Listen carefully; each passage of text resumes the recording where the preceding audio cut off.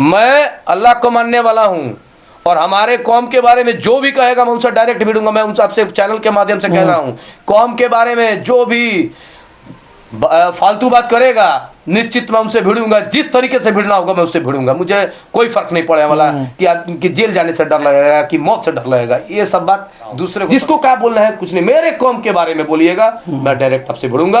ये आप निश्चित जान लीजिए, कहीं बकसने वाला मैं से नहीं हूँ, क्योंकि सबसे ज्यादा मेरा कौम परेशान है और बीजेपी टारगेट करके मेरी कौम को चल रही है। तो मैं छोड़ने वाला मैं से नहीं हूँ और हमारी कौम शहादत से होती है। आप एक बताइए कब तक बीजेपी के डर से लोग वोट देते हैं? कब तक? फिरौन से बड़ा है बीजेपी, चंगेज खान से बड़ा है बीजेपी, रोम से बड़ा है बीजेपी, नहीं ना है? तो हालातों में हमारे पूर्वज लड़ते आए और यहाँ पर अपने आप को स्थापित किए कि जहाँ इस्लाम रहेगा वहाँ इंसाफ रहेगा। तो यहाँ इंसाफ मिल रहा है मुसलमानों को, और मुसलमानों को सिर्फ और सिर्फ बरगलाया जाए। राष्ट्रीय जनता दल में जो पुराने दिग्गज नेता है सब इन्हीं के वो लोगों से हुआ है। ये लोग आप उठा के देखिएगा 20 सालों में एक भी नेता को नहीं, किसी भी बरौडिया विधानसभा में अंसारी बिरादरी से टिकट दे दीजिए, सब कुछ खत्म और माननीय तेजस्वी यादव को मुख्यमंत्री बनाने का काम। बिहार के सभी 4 सीटों पर नतीजे आ चुके हैं और हमारे साथ इसी पर बात करने के लिए मोहम्मद कैफूर बंटी हैं। आप बता दें कि महाराष्ट्र में बीजेपी की सरकार बन रही है, तो वहीं झारखंड में झारखंड मुक्ति मोर्चा की सरकार बन रही है और बिहार में सभी 4 सीटों पे कहीं ना कहीं आप बता दें कि इंडिया के जो भी कैंडिडेट हैं उनको हार का सामना करना पड़ा है और एनडीए के कैंडिडेट 4 सीटों पर बड़ी आसानी के साथ जीत दर्ज किया है।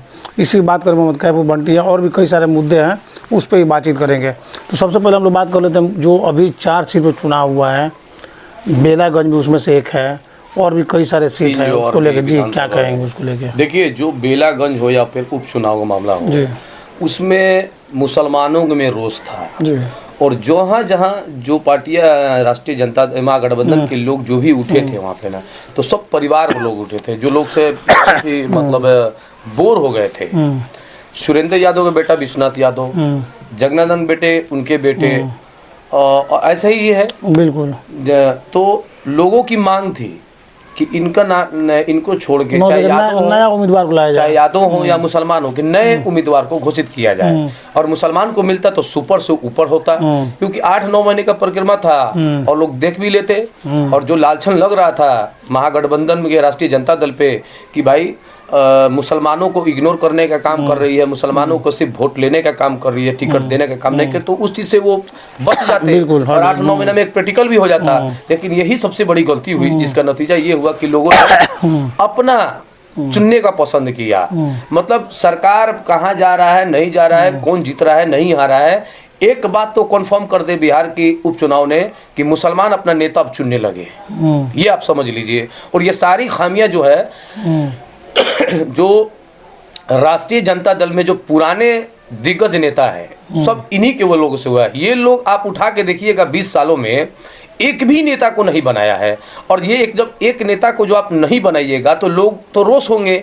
और जो सूरत हाल भारत में है, बीजेपी डायरेक्ट मुसलमानों को टारगेट करके काम करती है, मुसलमानों को बर्बाद करने की बात करती है, मुसलमानों पर गंदा गंदा कानून लेके आती है। तो उस आवाज में अगर आप लड़ भी नहीं सकते हैं तो गिव इन द ऑर्डर वाला काम होने लगेगा। और यही परिक्रमा की वजह से बिहार के मुसलमान खासतौर जो बड़े पद पे है वो उनका बहुत ही खराब रोल है, ये आप समझ लीजिए। अगर वो बढ़ाने का काम, एक दूसरे का काम बढ़ाने का, नेता बनाने का काम, युवाओं को लेके आने का काम करते तो आज ये परिस्थिति बिल्कुल ही नहीं बनती। मतलब आपको ये लग रहा है कि अब चेहरे बदलने चाहिए? चेहरा बदलना चाहिए। अच्छा एक बात बताइए ना, जिन चेहरों के बारे में राष्ट्रीय जनता दल में जो बड़े पुराने बुजुर्ग हैं उनका क्या अस्तित्व है? वो यहाँ वो पार्टी के अगेंस्ट भी नहीं आ पाते हैं। यहाँ जब सीवान में जब चुनाव हुआ था तो अब्दुल बारी सिद्दीकी आके एक दिन भी कंपेनिंग किया राष्ट्रीय जनता दल के, या फिर कोई मुसलमान आके यहाँ पे किया? नहीं किया, क्योंकि सबको राजा के पीछे जाने की आदत हो गई है। और ये खुद जो आते हैं वो खुद राजा हैं। आप उनके पीछे देख के उठा दीजिए जो बड़े बड़े रहनुमा बन रहे हैं मुसलमानों को, एक भी, मैं फिर से कहता हूँ, एक भी मुसलमान को अगर बढ़ाए तो उनका आप नाम बताइए। नहीं बढ़ाइएगा तो ये तो दरदशा दूसरा तो देखना ही पड़ेगा। मुसलमान अब वो मुसलमान नहीं रह गए, उनको मालूम है। प्रशांत किशोर को लेकर आप एक बताइए कब तक बीजेपी के डर से लोग वोट देते हैं? कब तक? फिरौन से बड़ा है बीजेपी, चंगेज खान से बड़ा है बीजेपी, रोम से बड़ा है बीजेपी, नहीं ना है? तो उन हालातों में हमारे पूर्वज लड़ते आए और यहाँ पर अपने आप को स्थापित किए कि जहाँ इस्लाम रहेगा वहाँ इंसाफ रहेगा। तो यहाँ इंसाफ मिल रहा है मुसलमानों को, और मुसलमानों को सिर्फ और सिर्फ बरगलाया जा रहा है। हमारी बातों को सुनने लायक भी कोई नहीं है, सुनता ही नहीं है। किससे मिलेगा, किससे मिले हमारा मुसलमान का नेता या फिर मुसलमानों को लोग, बताइए आप। हमारे पास ना सांसद है, ना हमारे पास विधायक है, ना हमारे पास कोई नेता है।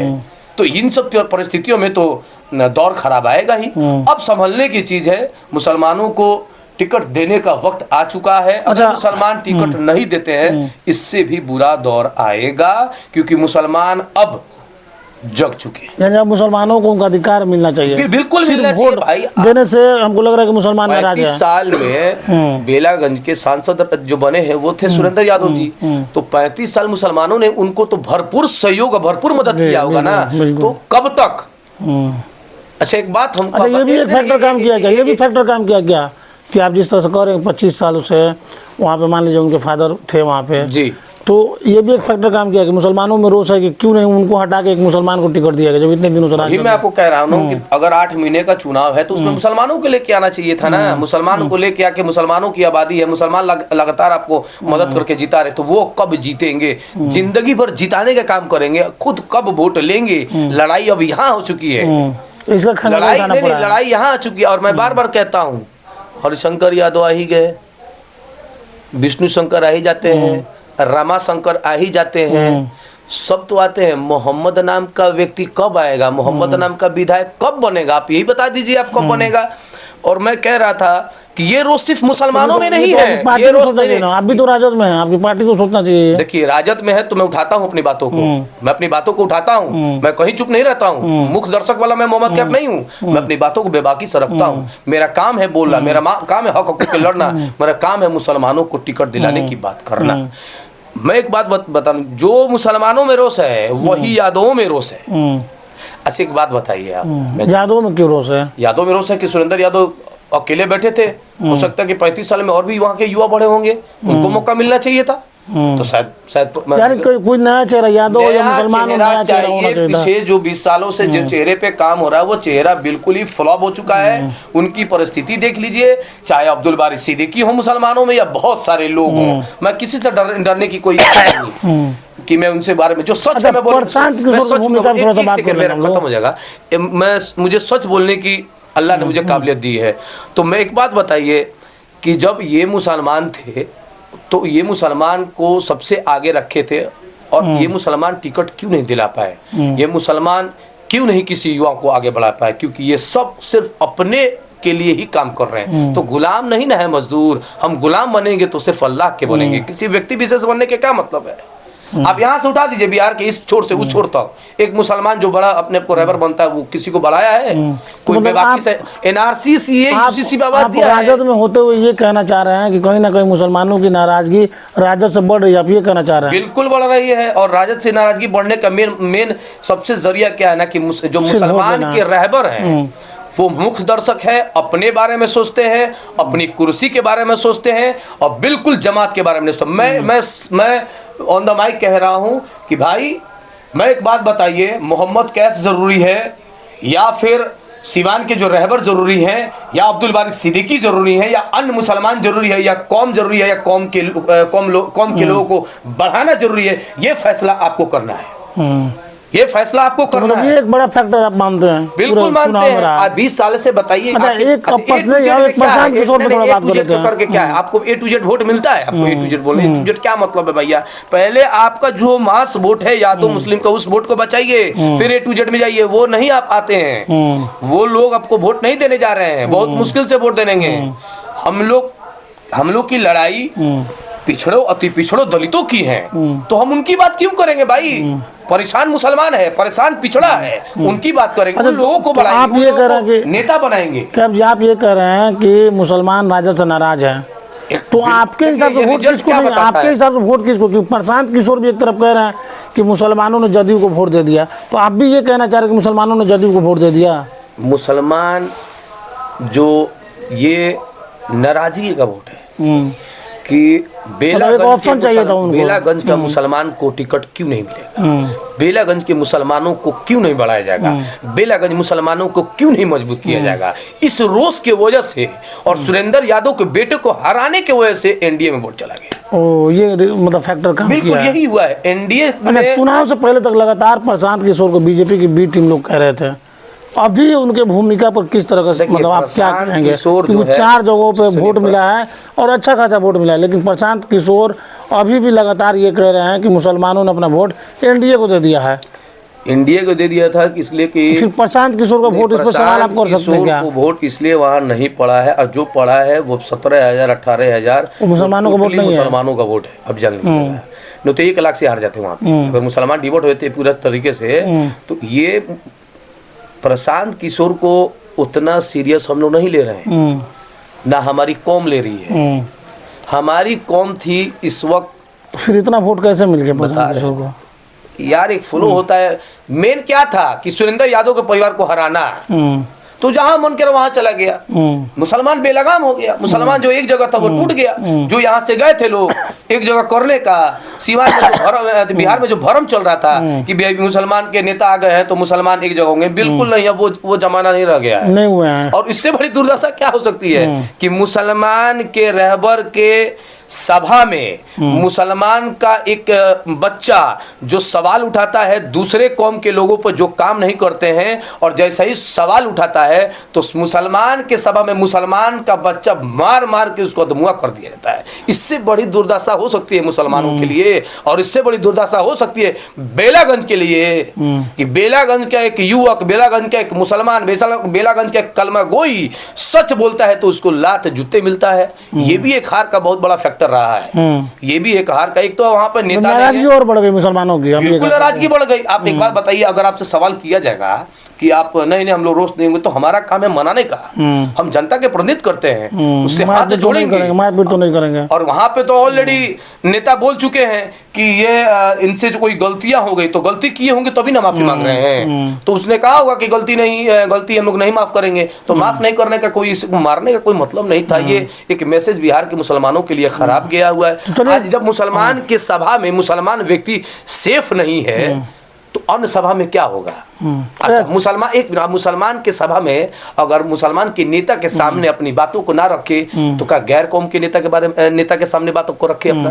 तो ये सब चीजें जब निचोड़ निकल रहा है ना, तो ले दे के एक ही चीज निकला हुआ है कि मुसलमानों में बहुत ज्यादा रोष है। क्योंकि आप जातीय जनगणना कराते हैं तो उस हिसाब से आप टिकट भी दीजिए, और यही रोष है कि हम लोग को बहुत बैकफुट में लेके चला गया। अगर 25 में हालत सुधरेगी नहीं, 25 में मुसलमान को अगर टिकट नहीं मिलता है, 25 में जो रहबर बन रहे हैं उनको नंदाज करना पड़ेगा, युवाओं को लाना पड़ेगा, नए चेहरे को लाना पड़ेगा, नहीं तो फिर इसका खामियाजा भुगतेगा।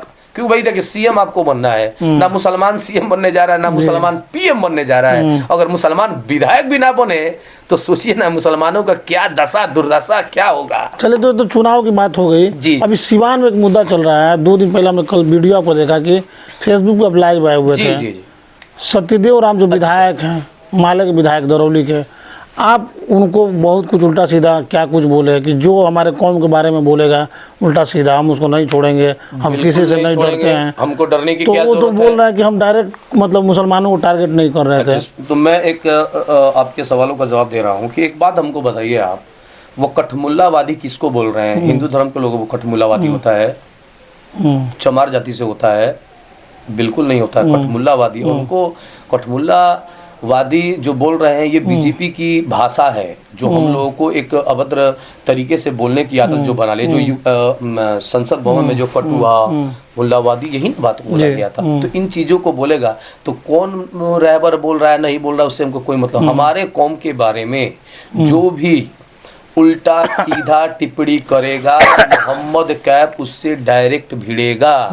कल का मैंने स्टेटमेंट मीडिया के माध्यम से जाना है, उन्होंने कहा है कि कठमुल्ला मैंने काठ का मुर्गा को बोला है। तो अब ये उनका तो मैं साहस को, अब ये कहा जा सकता है कि मुसलमानों को बेवकूफ भी समझते हैं। मैं उनकी साहस को मानता हूँ कि कठमुल्लावादी बोल दिए कि मैं उनका कठमुल्लावादी नहीं हूँ। वहाँ मुसलमानों को बहुत जबरदस्त छोड़ दिए, फिर कह रहे हैं कि मैं कठमुल्ला इसलिए बोला हूँ काठ का मुर्गा का, मतलब मुसलमान को काठ का मुर्गा बना दिए। देखिए उनके साहस को मैं बेवकूफ समझ रहा हूँ मुसलमानों को, साहस को मैं वाकई साहस है कि देखिए वो बोले जा रहे हैं, माफी नहीं मांग रहे हैं कि मेरे से ये गलती हो चुकी है, यानी गलती एक्सेप्ट करना चाहिए, माफी मांगना चाहिए। अगर माफी नहीं मांगते हैं तो इससे बड़ा उनको 25 में दुर्दशा उनका खराब हो जाएगा, मुसलमान उनको वोट नहीं देगा, ये आप समझ लीजिए। अगर मुसलमान इतना गंदा वर्ड और उतना गाली सुनने के बाद और माफी नहीं मांगता, अगर उसको वोट देते हैं तो आप जान लीजिएगा ना कि वो मुसलमान हो ही नहीं सकते। अच्छा एक और सवाल, हालांकि जिस दल से आते हैं वो दल सेकुलरिज्म की बात करती है,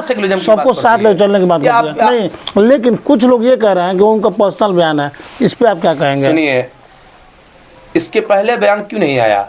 वो विधायक है, 5 विधायक खुद बोल रहे हैं, उन्होंने कोई टिप्पणी क्यों नहीं की? वो परिस्थिति के हिसाब से देखे, और वो एक छलावे हैं, कोई भी बैकवर्ड फॉरवर्ड की लड़ाई नहीं लड़ते हैं, वो गरीबों को चूतिया बना के, गरीबों को बेवकूफ बना के वो अपना लिट्टी सेक रहे हैं। अगर ऐसा है उनका, तो आप एक बात बताइए, किस राम को उन्होंने बढ़ाया है?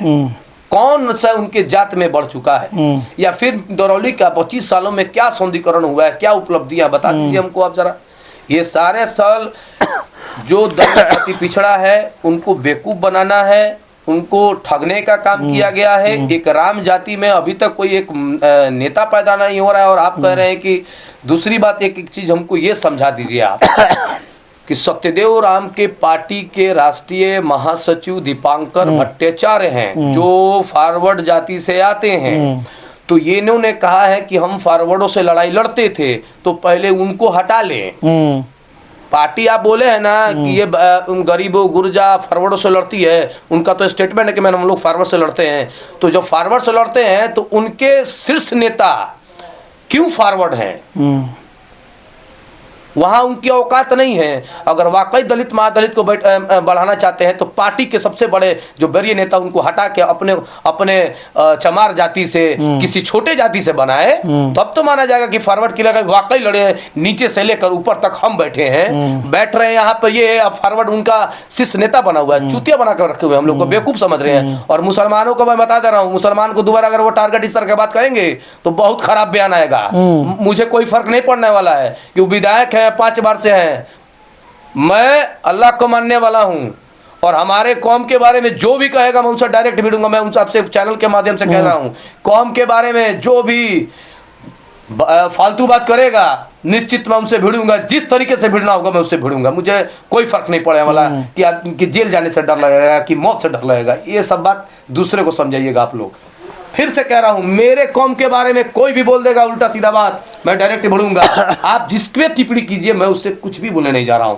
जिसको क्या बोलना है कुछ नहीं, मेरे कौम के बारे में बोलिएगा, मैं डायरेक्ट आपसे बढ़ूंगा। ये आप निश्चित जान लीजिए, कहीं बकसने वाला मैं से नहीं हूं, क्योंकि सबसे ज्यादा मेरा कौम परेशान है और बीजेपी टारगेट करके मेरी कौम को चल रही है, तो मैं छोड़ने वाला मैं से नहीं हूं। और हमारी कौम शहादत से होती है, शहादत से याद रखिएगा। जिस तरह 4 सीटों के नतीजे आए हैं, आप ये कह रहे हैं कि मुसलमान बढ़ रहे हैं, तो ऐसी परिस्थिति तो 2025 चुनाव में सीवान में भी बन सकता है। तो सीवान में आप क्या चाहते हैं, कैसे सीटों का दोबारा होना चाहिए? अगर रोकने का काम, तो सबसे जरूरी क्या है कि जदयू की जो एक मानसिकता है जो निकालती है पसमंदा समाज, जो कुरान में नहीं है, हदीस में नहीं है, कोई हम लोग मुसलमान में हम शेख हैं, बिल्कुल मैं शेख हूँ, मुझे कोई फर्क नहीं, मैं कभी इस बात को नहीं मानता हूँ, क्योंकि मैं कुरान का मानता हूँ। ये दुनियावी जात की नाम है, दुनियावी जात की नाम है। दीन में जाइएगा तो मुसलमान जीरो पे है, सिर्फ मुसलमान है, सिर्फ ईमान वाला है। मैं चाह रहा हूं कि बरहरिया विधानसभा से पसमंदा को खत्म करना है, सारण कमिश्नरी से, तो वहां से हमारे मतलब पसमंदा का विवाद खत्म करना है। तो जी पसमंदा को विवाद खत्म करना है, तो हमारे बरहरिया विधानसभा से जो मजबूत अंसारी बिरादर से आते हैं उनको वोट दे दिया, टिकट दे दिया जाए, उनको टिकट दिया जाएगा। जो एक रोष बन रहा है, जो एक माहौल बनाया जा रहा है, वो खत्म हो जाएगा, और जो शिकायतें हो रही वो दूर हो जाएंगी। एक बरहरिया विधानसभा में अंसारी भाई को दे दे, और इधर से मुसलमान को एक नया चेहरा दे दे। मैं लिखित के तौर पे कह रहा हूँ कि बैलेंस हो जाएगा, सब बैलेंस की बात कर रहे हैं, यहाँ कोई मुद्दा ही नहीं रह जाएगा, और मुसलमान आंख बंद करके वोट एक तरफा महागठबंधन को देंगे, किसी को नहीं देंगे। क्योंकि जो अच्छा पसमानदा समाज में बार बार रोष क्यों आता है कि हमारे जमात को नंदाज किया जाता है? क्योंकि जदयू भी खेल जाता है, जदयू भी खेल जाता है कहीं ना कहीं। उठाता कौन है? जदयू। और यहाँ के और जो मुसलमान के रहबर हैं जो 20 सालों से काम कर रहे हैं उन पे तो काम कर नहीं रहे हैं, तो निश्चित तौर पे ये तो रोष होना ही है। हक सबको मिले, चाहे वो छोटा हो या फिर बड़ा हो। एक समीकरण मुसलमान में सब जब बराबरी है तो टिकट भी बराबरी में मिलनी चाहिए। और मैं चाहता हूं कि रघुनाथपुर में नया चेहरा आए, भरहरिया में अंसारी बिरादरी से एक टिकट मिलेगा। मैं कह रहा हूं ना, मैं निश्चित तौर पे उनके लिए तन मन धन से मेहनत किया जाएगा और पूरे सिवान नहीं, पूरे सारण नहीं, पूरे बिहार के मुसलमानों को एकत्रित करने का काम एक टिकट सिर्फ कर देगा अगर सिवान में अगर में से चला जाएगा, क्योंकि सारण कमिश्नरी में सब ये सब सारा खेला होता है और कहीं उतना नहीं चरम पे नहीं है। सारण कमिश्नरी में छपरा सिवान को टिकट देकर खेल ही खत्म कर सब खत्म कीजिए। और मेरी मांग है कि मैं माननीय तेजस्वी यादव जी से नर्म निवेदन करता हूं, लालू यादव जी से मैं नर्म निवेदन करता हूं कि आप सिवान की सारण कमिश्नरी को छूटने से, पसमानदा से खत्म करने से एक ही काम कर सकते हैं, किसी भी बरौडिया विधानसभा में अंसारी बिरादरी से टिकट दे दीजिए, सब कुछ खत्म और माननीय तेजस्वी यादव को मुख्यमंत्री बनाने का काम किया जाए। ठीक, चलिए, तो हमारे साथ मोहम्मद कैफुर बंटी थे। लगातार चर्चा चल रहा था, जो अभी उपचुनाव हुए हैं बिहार में 4 सीटों पे, उन पे हमने बात की, लेकिन इन्होंने बड़ी बेबाकी से कहा कि जो हमारे कौम के बारे में बोलेगा मैं उसको छोड़ने वाला नहीं हूँ। आप बता दें कि बड़ी बेबाकी से इस तरह के तमाम मुद्दों पे लगातार ये बोलते रहते हैं। और अभी जो एक बयान सत्यदेव राम का आया था, जो कि माले विधायक हैं दरौली से, उन्होंने कठमुल्ला शब्द का प्रयोग किया था, उसको लेके भी इन्होंने साफ तौर पे कहा है कि आगे से उनको सचेत रहने की जरूरत है, वरना मोहम्मद कैफुर बंटी बैठने वालों में से नहीं है। ऐसे तमाम खबरों के लिए देखते रहे न्यूज़ इंडिया तक।